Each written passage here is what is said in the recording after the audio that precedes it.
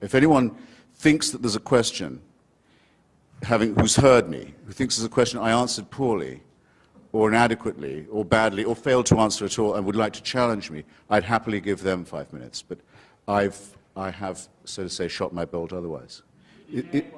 Is there anyone who would like to challenge me? Yes. Please. If there is no God, why do you spend your whole life trying to convince people that there isn't? Why don't you just stay home? Can you repeat that? Was the question? The question is, if there is no God, why spend your life and career trying to refute that? Why not just leave it alone and stay home? Fair enough. Well, it isn't my whole career, for one thing. It's become a major preoccupation of my life, though, in the last 8 or 9 years, especially since September 11, 2001, to try and help generate an opposition to theocracy and its depredations internationally. That is now probably my main political preoccupation, to help people in Afghanistan, in Somalia, in Iraq, in Lebanon, in Israel, resist those who sincerely want to encompass the destruction of civilization and sincerely believe they have God on their side in wanting to do so. Maybe I will take a few minutes just to say something that I find repulsive about especially monotheistic, messianic religion. With a large part of itself, it quite clearly wants us all to die. It wants this world to come to an end. You can tell the yearning for things to be over whenever you read any of its real texts or listen to any of its real, authentic spokesmen, not the sort of the pathetic apologists who sometimes masquerade for it. Those who talk, there was a famous spokesman for this in Virginia until recently, about the rapture. Say that those of us who have chosen rightly will be gathered to the arms of Jesus, leaving all of the rest of you behind. If we're in a car, it's your lookout. That car won't have a driver anymore. If we're a pilot, that's your lookout. That plane will crash. We will be with Jesus, and the rest of you can go straight to hell.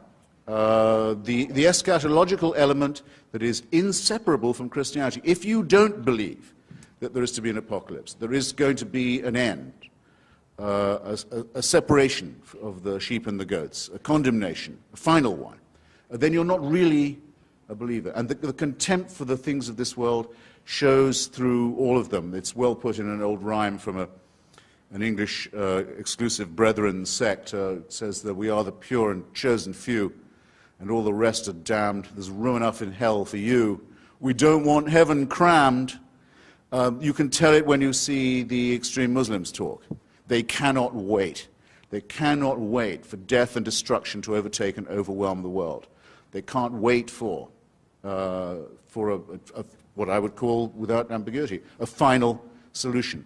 When you look at the Israeli settlers, paid for often by American tax dollars, deciding that if they can steal enough land from other people and get all the Jews into the promised land and all the non-Jews out of it, then finally the Jewish people will be worthy of the return of the Messiah. And there are Christians in this country who consider it their job to help this happen so that Armageddon can occur, so that the painful business of living as humans and studying civilization and trying to acquire learning and knowledge and health and medicine and to push back can all be scrapped, and the cult of death can take over.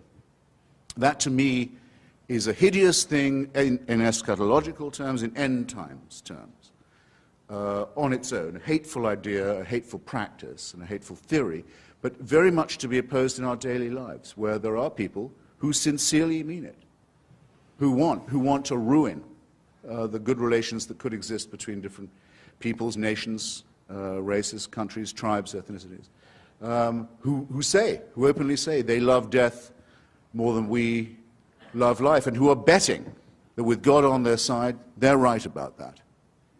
So when I say, as the subtitle of my book, that I think religion poisons everything, I'm not just doing what publishers like and coming up with a provocative subtitle.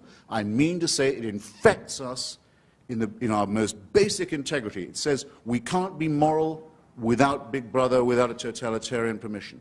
It means we can't be good to one another. It means we can't think without this. We must be afraid. We must also be forced to love someone who we fear. The essence of sadomasochism. The essence of abjection. The essence of the master-slave relationship. And that knows that death is coming and can't wait to bring it on. I say this is evil. And though I do some nights stay home, I enjoy more the nights when I go out and fight against this ultimate wickedness and ultimate stupidity. Thank you.